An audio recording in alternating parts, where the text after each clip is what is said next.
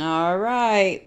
We've got half a cup of wet dog food, cup of beef, half a cup of turkey, ground turkey, half a cup of some chicken with bone and everything, and some bone broth on top.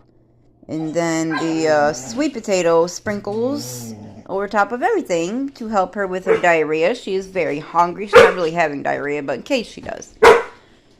She's very hungry. She's mad at me because I'm taking forever. So here we go. Come on, baby. There we go, baby. Eat it, eat it, eat it.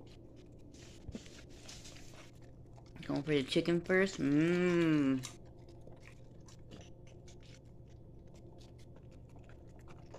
Is it good, baby? Make sure you chew it.